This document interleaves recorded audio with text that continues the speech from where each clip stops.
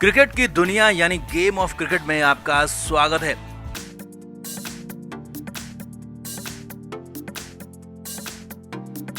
Delhi Capitals और Rajasthan Royals के बीच खेला गया मैच बेहद ही शानदार हुआ। राजस्थान की टीम ने दिल्ली को हरा दिया, लेकिन बटलर के शतक और 222 रन बनाकर भी राजस्थान के लिए मैच इतना आसान नहीं था और आखिरी ओवर तक खींच गया। और आखिरी ओवर में तो जबरदस्त बवाल हो गया, हंगामा हो गया, ड्रामा हो गया। दिल्ली के कप्तान ऋषभ पंत ने अपने खिलाड़ियों को मैदान से वापस बुला लिया और बीच मैच में ही मैच को खत्म करने का ऐलान कर दिया। हालांकि अंधेर होते होते बच गया, लेकिन मैच के बाद भी पंत रुके नहीं और अंपायरों को खूब धोया, खूब सुनाया और दमदार कप्तान के रूप में ऋषभ पंत ने धोनी वाला रूप दिखा दिया। तो क्या हुआ मैदान में आखिरी ओवर में? मैच के बाद क्या बोले ऋषभ पंत, अंपायरों को किस अंदाज में धोया, सब कुछ आपको दिखाते हैं, बताते हैं। आप इस वीडियो को शेयर करें और कमेंट करके अपनी राय जरूर दें। तो दिल्ली कैपिटल्स मैच हार गई, लेकिन ऋषभ पंत ने दिखा दिया कि वो दमदार कप्तान है, खिलाड़ियों के कप्तान है, दिलेर कप्तान है, बिल्कुल महेंद्र सिंह धोनी की तरह, जो अपने खिलाड़ियों के साथ, अपनी टीम के साथ खड़े रहते हैं। और इसीलिए तो दिल्ली और राजस्थान के बीच मैच में हंगामा हो गया, बवाल हो गया।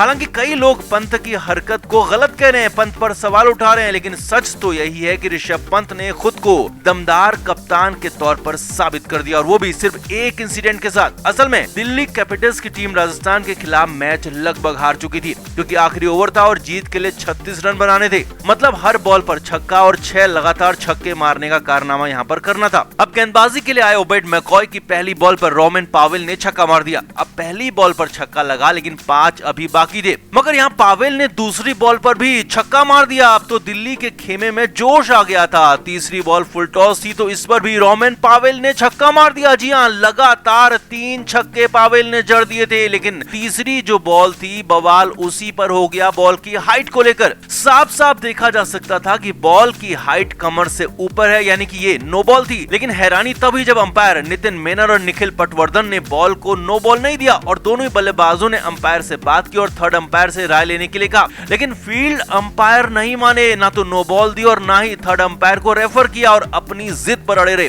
बस फिर क्या था, दिल्ली के कप्तान ऋषभ पंत डगआउट में खड़े थे और वहीं से भड़क गए। पंत ने अपने बल्लेबाजों को वापस बुला लिया। जी हाँ, पंत ने इशारा किया कि वापस आ जाओ, खेल बंद कर दो, हम नहीं खेलेंगे, ये अंपायरिंग गलत हो रही है और ऐसी अंपायरिंग के बीच हम खेल नहीं सकते, क्योंकि अंपायरिंग वाकई में बेहद घटिया हो रही थी। अब ये बॉल ठीक है कि नो बॉल अंपायर ने नहीं दी, लेकिन अगर सवाल खड़ा हो रहा है, कोई डाउट है, तो इसे थर्ड अंपायर को रेफर किया जा सकता था। और यही बात दिल्ली के बल्लेबाज और दिल्ली के कप्तान ऋषभ पंत कह रहे थे। पंत ने तो मैदान में असिस्टेंट कोच प्रवीण आमरे को भी भेज दिया और आमरे ने भी अंपायर से बात की, लेकिन दोनों ही अंपायर अपनी बात पर अड़े रहे, रिप्ले देखने तक को राजी नहीं हुए और अपने फैसले पर अड़े रहे, ऐसे अड़े रहे जैसे कि अंपायर नहीं भगवान हो।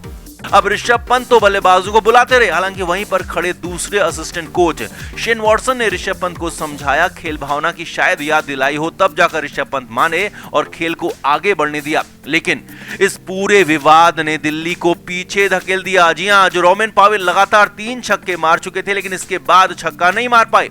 अब ये नो बॉल होती तो अगली बॉल फ्री हिट मिलती, जिसमें पावेल एक और छक्का बेहद आसानी से मार सकते थे और तब 3 बॉल में 11 रन की जरूरत होती और पावेल यहां पर कमाल कर सकते थे। दिल्ली की टीम जीत भी सकती थी आखिरी ओवर में 36 रन बनाकर, लेकिन ऐसा हो नहीं पाया और सिर्फ अंपायर की वजह से। हालांकि ऋषभ पंत का गुस्सा मैच के बाद भी शांत नहीं हुआ। पंत ने कहा, मैंने कुछ गलत नहीं किया, मैंने वही किया जो मुझे सही लगा, क्योंकि हमारे साथ गलत हो रहा था। पंत ने कहा कि मैदान में मौजूद सब ने देखा कि वो साफ नो बॉल थी, लेकिन अंपायर मानने को तैयार नहीं थे और थर्ड अंपायर को भी रेफर करने को राजी नहीं थे। ऋषभ पंत ने कहा कि इससे पहले हमने अच्छी अंपायरिंग देखी है, लेकिन ये बेहद ही खराब फैसला था, बेहद ही खराब अंपायरिंग थी और इसी खराब अंपायरिंग ने हमें मैच हरा दिया। पंत ने अंपायर नितिन मेनन और निखिल पटवर्धन को धो दिया, और सिर्फ इसलिए नहीं कि नो बॉल नहीं दी, बल्कि इसलिए भी क्योंकि इतना विवाद होने के बाद भी थर्ड अंपायर से राय नहीं ली गई, वो की हैरानी भरा था।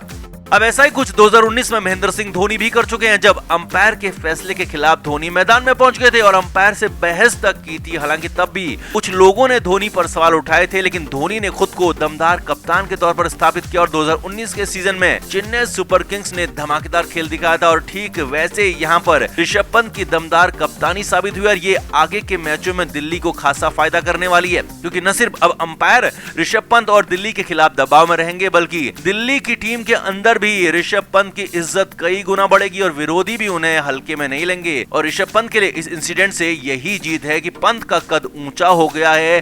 पंत दमदार कप्तान के रूप में यहाँ पर सामने आए हैं। तो कुल मिलाकर हम तो पूरी तरह से ऋषभ पंत का समर्थन करेंगे, क्योंकि खराब अंपायरिंग लगातार हो रही है। अब अंपायर हैं वो भगवान तो है नहीं, और अंपायरों को भी अपनी शैली को बदलना होगा और अंपायरों को मानना होगा कि उनको भी सलाह दी जा सकती है। वो जो कहते हैं वही सच नहीं हो सकता। तो आप किसके साथ हैं, ऋषभ पंत के साथ या फिर अंपायरों के साथ? आपका क्या कहना है? क्या ऋषभ पंत ने सही किया या फिर ऋषभ पंत को चुपचाप रहना था, अंपायरों पर सवाल नहीं उठाना था और खराब अंपायरिंग को झेलते रहना था? आपका क्या मानना है, क्या कहना है? कमेंट करके आप भी अपनी राय जरूर दें और वीडियो को शेयर भी करें।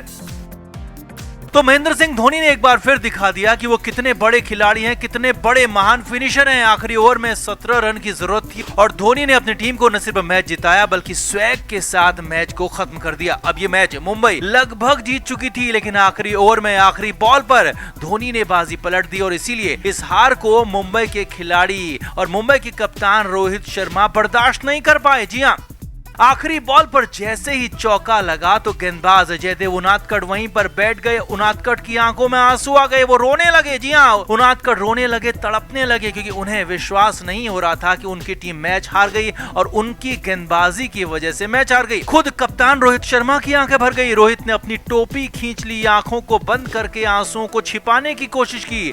कायरन पोलार्ड जैसा बड़ा हार्ड खिलाड़ी इमोशनल हो गया, पॉली की आंखें भी भर आई, क्योंकि ये मैच मुंबई के लिए बेहद जरूरी था। ये मुंबई की 7वीं हार थी और यहीं पर मुंबई की प्लेऑफ की दौड़ लगभग खत्म हो चुकी है। लेकिन इतना होने के बाद धोनी ने जबरदस्त दिल दिखाया, महानता दिखाई और वो जो किया वो कमाल था, महानता की सारी हदों को पार करने वाला था। धोनी ने इतनी शानदार जीत के बाद भी कोई जश्न नहीं मनाया। जी हाँ, वैसे तो धोनी हमेशा ही कूल रहते हैं, ज्यादा जश्न नहीं मनाते, लेकिन ऐसी जीत के बाद धोनी हल्का सा इशारा जरूर करते रहे हैं। लेकिन इस बार धोनी ने ऐसा कुछ भी नहीं किया, सिर्फ अपना बल्ला दिखाया, वो भी डगआउट में बैठे अपने खिलाड़ियों को, और उसके अलावा कोई जश्न नहीं, कोई आवाज नहीं, कोई हंगामा नहीं, कोई जेस्चर नहीं। और धोनी को देखकर डगआउट से बाकी खिलाड़ी भी पिच तक नहीं पहुंचे, यानी कि मैदान में पिच पर कोई जश्न नहीं हुआ, क्योंकि मुंबई के खिलाड़ी रो रहे थे, मुंबई के खिलाड़ी परेशान थे, उन्हें हार बर्दाश्त नहीं हो रही थी, क्योंकि यह हार उनके लिए सबसे बुरी हार थी और सबसे बड़ी हार थी। धोनी खुद पहले उनादकट के पास गए, उनादकट को समझाया और फिर कायरन पोलार्ड से बात की, और पोलार्ड से तो काफी देर तक धोनी ने बात की और इशारा करते हुए दिखे कि वो बाद में भी पोलार्ड से मिलेंगे। तो कुल मिलाकर धोनी ने बल्ले से तो धमाल मचाया, साथ ही साथ अपने जेस्चर से, अपने दिल से पूरी दुनिया को जीत लिया, मुंबई की टीम को भी जीत लिया और महानता की एक और मिसाल यहां पर पेश करते हुए मुंबई के खिलाड़ियों को खूब दिलासा दी। तो आपका धोनी के इस रूप पर, इस जेस्चर पर क्या कहना है, कमेंट करके जरूर बताएं, वीडियो को शेयर भी करें। क्रिकेट के हर नए अपडेट के लिए गेम ऑफ क्रिकेट को सब्सक्राइब करें और उसके बाद बेल आइकन को प्रेस करना ना भूलें, ताकि सिर्फ आपको मिले गेम ऑफ क्रिकेट की हर खबर सबसे पहले।